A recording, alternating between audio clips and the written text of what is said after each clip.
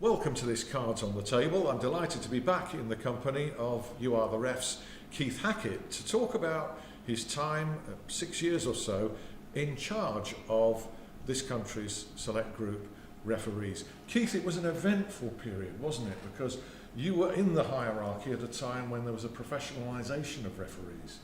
Yeah, I think that I actually put forward the idea of having professional referees, given the fact that twice in my career I'd lost my job and sacrificed it really for football. And I could see that the game was getting quicker and we were getting slower, or we were static. And I chatted with Sir Dave Richards and Graham McCrell, and they put the paper together, and out of which then eventually became the Professional Game Match Officials Limited, headed up by, in the initial years, by Philip Don. I worked as his development manager and then became the general manager of PGMOI. That was in 2004, I think you became the general manager until roughly 2010.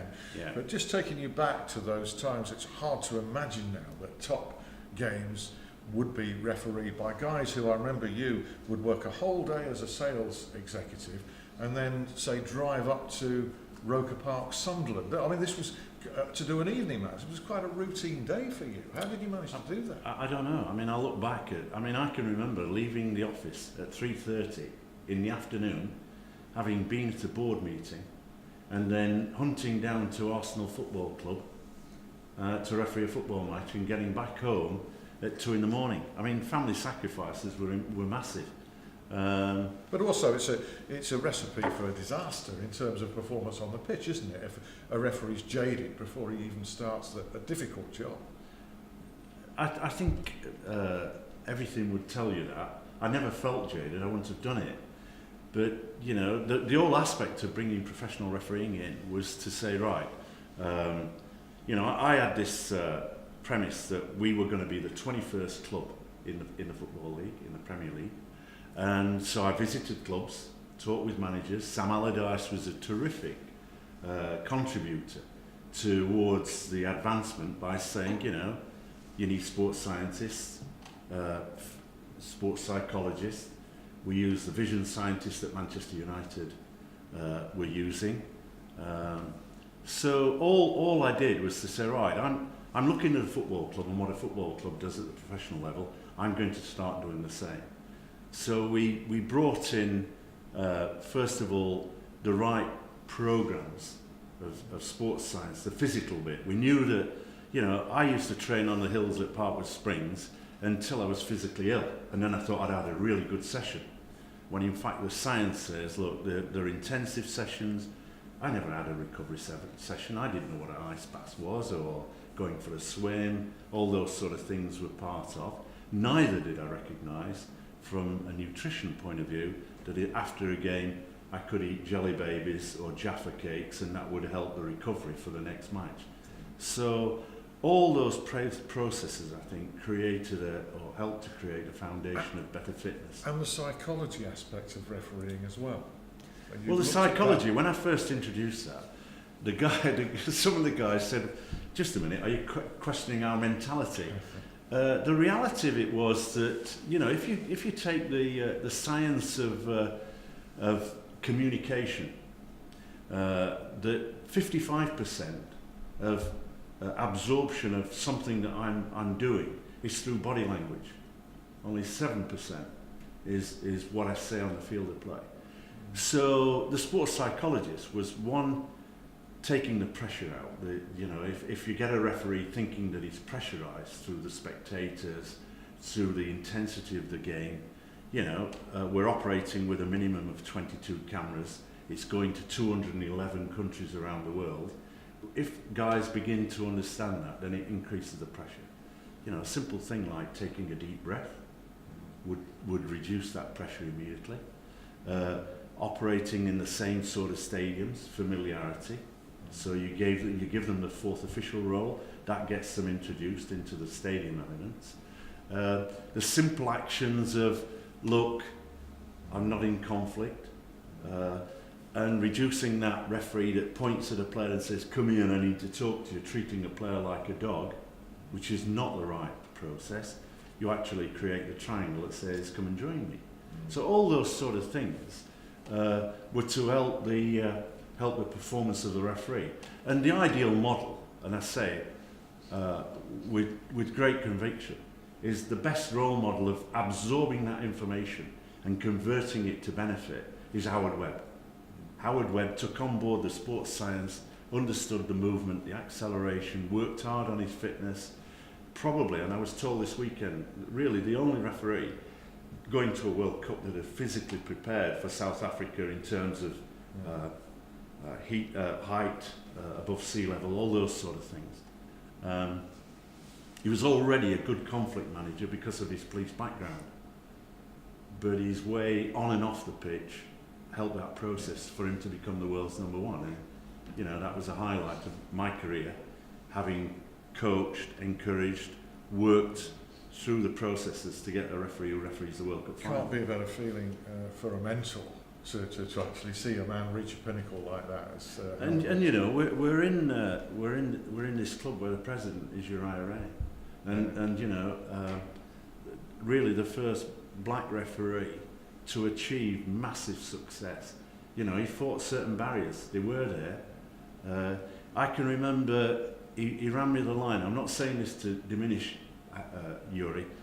We went to Portugal. I can remember it distinctly, that at the final whistle we'd had a terrific match, and there were a number of players who ran to compliment Yuri, and it was okay. They got an identification of an English referee performing on a UEFA game, a black referee that had great synergy, and again, you know, that was down to Yuri in reality. But to be part of that and to witness another Sheffield referee coming up behind me had that continuity of the record of Sheffield producing referees. And we are, I should remind people, we are at Hallam FC's ground at Sandygate Road, the oldest football ground in the world.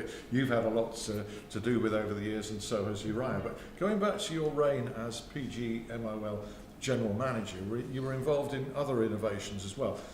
Communication. Yeah, it was great. I decided I needed to look at other sports. You know, I looked at rugby league, rugby union. I went to Twickenham. It's not a sport that I know or familiar with.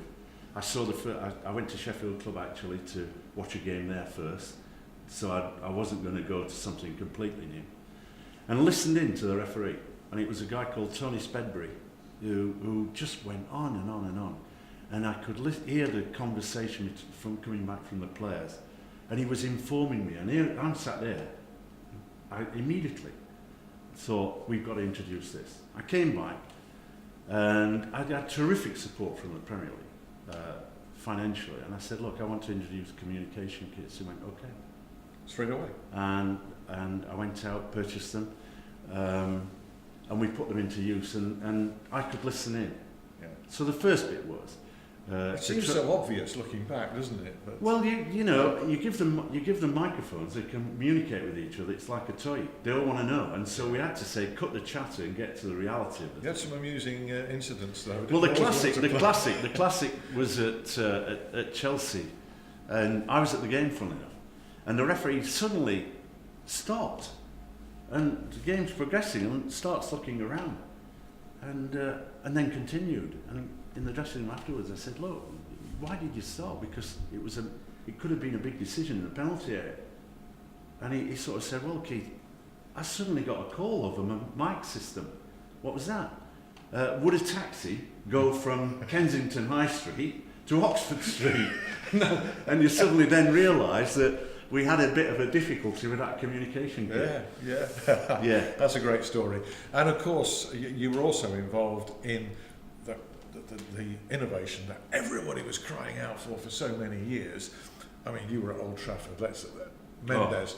The goal that wasn't at Old Trafford for Tottenham against Manchester United. Well, I mean, I was sat in the director's box, and I can remember it distinctly. Roy Carroll dropping the ball a good yard over the line, and I looked at Mark Clattenburg, who was one of our top referees, and there's no indication because he's standing near the halfway line, and Rob Lewis was on the line, and he's followed the line up, so he's in the right position, But the speed of the kick and the dropping of the ball, it doesn't matter whether you've got 10 referees or 10 assistants, you're exposed. So I was very much down then to saying, this is what I need. I went to the meeting of the owners and chairman of the Premier League, chaired by Sir Dave Richards. I'd actually pre-warned him that I was going to, if asked the question, I was going to promote the idea of goal line technology. Stood up and said, this ought to be introduced. And in fairness then, the owner of Harrods, who was chairman of Fulham, sort of said, okay, get it. The response then from the CEO of the Premier League was, you put your head in a noose, you've now got to try and see if the science is available. And I went to Hawkeye, Dr. Paul Hawkins, and then through testing it at Motspur Park, Fulham's Academy, then going to Reading. This is after almost a year and about 14 months. So we had the product. We went to Reading, we put it on show, we had Pete Walton, the referee, all wired up so he could hear. The IFAB, the body that approved the laws of the game, members of that panel were present. They went, it's wonderful. And then we had to wait another 5 years before the German-England game, when Blatter suddenly changed his mind and said, right, let's introduce it. FIFA's intransigence is another story, but Keith, you were at the forefront of pushing for that and getting that product and seeing something that's done the whole game a favour, the introduction of that goal line technology, and of course the ProZone stats point of view, from which you've been able to defend referees at times if they're ever accused of not being fit and covering ground. Well, the eye of a television camera as such is following the play, and you might have 22 cameras, but you don't capture anything. What ProZone does is it converts the film, so I've got a film, I've got the animation, I work with ProZone to develop the refereeing aspect of it, I can put a line on offsides, so I don't have any worries. That ProZone gives me accurate information. I don't have to worry about the media comment, I don't have to look at the TV myself. It tells me whether this is on offside, a right or wrong decision. What I've then got to do is use that information to the good of refereeing, which I think we've done. The other innovation at the same time was polar heart monitors, because, we haven't, like a football club, got referees coming in every day. So I needed a system that allowed me, or if you like, ensured that the referee was doing the right training program. And so we would give them the program through the sports science, Matt Weston, who's part of the UR-the-Ref team, and we would then send that to the referee. He would do his training that particular day, then it was downloaded from the polar heart monitor and the sports science could check it. So we knew all that information. There was no escape out. Keith, you were only in charge for 6 years, but an awful lot went on in that time, and your work carries forward today. Many thanks for chatting about it. It's been Pleasure. really good, really interesting. Thanks, Alan.